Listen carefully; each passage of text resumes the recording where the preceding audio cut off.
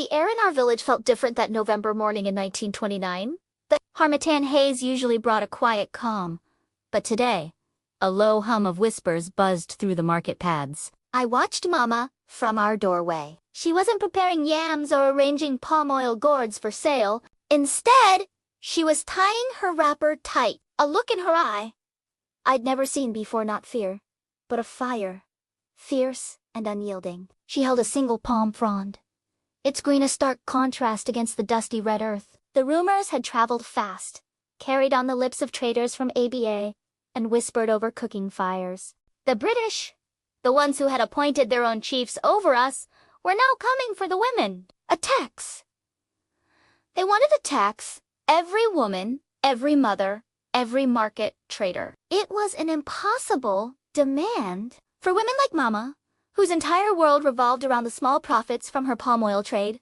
This tax wasn't just an inconvenience. It was a threat to our very survival. How could we eat? How could she pay my school fees? She joined the other women gathering in the market square. I saw Mama Okoro, the oldest woman in our village.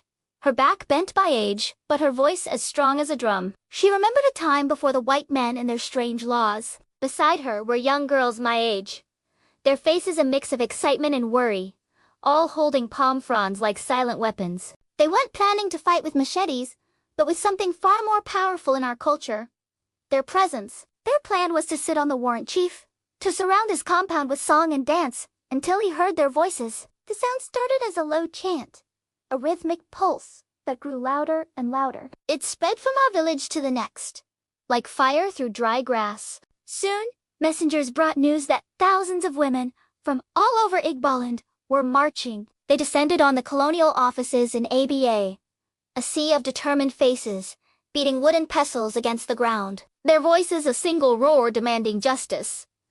They were not just protesting a tax, they were reclaiming their power, reminding the world that the women of Igboland would not be silenced. I stood watching Mama go, my heart pounding with both pride and fear, knowing that our world was about to change forever. That day, I learned that courage wasn't about the absence of fear, but about standing up for what is right, even when you are afraid.